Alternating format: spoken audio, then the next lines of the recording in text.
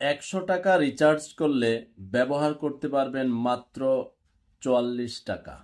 2 টাকা পাই নাই ঘরে, 42 টাকা দেখাইতেছি।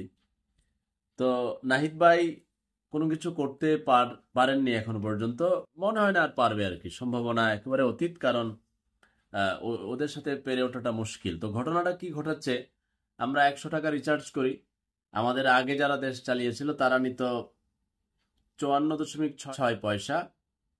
তারা মোটামুটি বিভিন্ন ভ্যাট সারচার্জ, রেভিনিউ শেয়ার ও মিনিমাম, তারপরে পরোক্ষ কর, এই মিলিয়ে তারা 54.6 পয়সা নিত।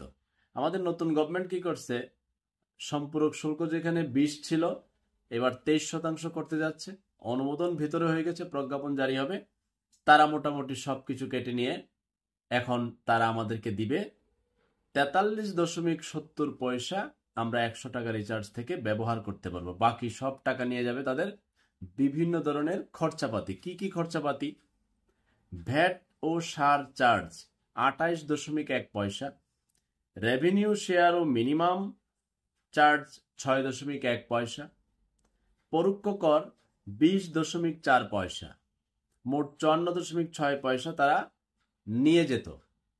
এখন একটু বাড়বে, ভ্যাট ও সারচার্জ 28.1 পয়সা থেকে বেড়ে এখন দাঁড়াবে 29.8 পয়সা। দুঃখে হাসি আসে, উচ্চারণে ভুল হয় বই, কলজাটা ফাটি যায়। হ্যাঁ, 100 টাকা কামাইতে পরিশ্রম লাগে। তো এখন সরকারকে আমরা বৈধ চাঁদাবাজ বলতে পারি যে ঠিক আছে, ওরা তো ওগুলো নেয়, নিয়ে ওগুলো কি করবে, ওরা আবার জনগণের উন্নয়নে ব্যয় করবে। কিন্তু দুঃখটা কোথায় জানেন, এই যে নানান ধরনের চার্জ, ভ্যাট, এটা সেটা কেটে নিয়ে যে রাজস্ব পরিপূর্ণ হয়, সেখান থেকে আবার ওই যে অনেক জ্ঞানী গুণী বুদ্ধিজীবী বুদ্ধিমান বিসিএস ক্যাডার ম্যাডার সহ সচিবালয় সহ বড় বড় যে আমলা টামলা আছে না, এরা আবার এগুলো নিয়ে বেগম পাড়া করে। কষ্ট আমার সেখানে।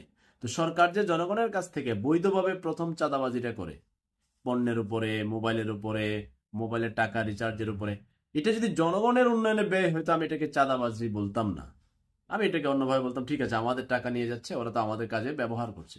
কিন্তু কোনো সরকারই আমাদের কাজে সঠিকভাবে ব্যবহার করে না। তাহলে আমাদেরকে মেনে নিতেই হবে যে আপনার 100 টাকা রিচার্জ করব, এর মধ্যে 66 টাকা সামনের আমাদের দিয়ে দিতে হবে আমাদের আই লাভ ইউ সরকারকে, যে থাকবে। আর আমরা জনগণ হচ্ছে আই হেট ইউ, জনগণ হচ্ছে রোহিঙ্গা। এদেশের ক্ষমতার মালিক কে? জনগণ না, এদেশের ক্ষমতার মালিক হচ্ছে রাজনৈতিক দল। তাহলে জনগণকে, তারা হচ্ছে রোহিঙ্গা। তাদের কাজ কি? তারা ভ্যাট দিবে, ট্যাক্স দিবে, আর নীরবে চোখের জল ফেলবে। আর মসনদে যারা বসবে তারা আরাম আয়েশে জিন্দিগি কাটাবে। আল্লাহ পাক ফয়সালা করুন এই অন্যায়ের। আল্লাহ হাফেজ।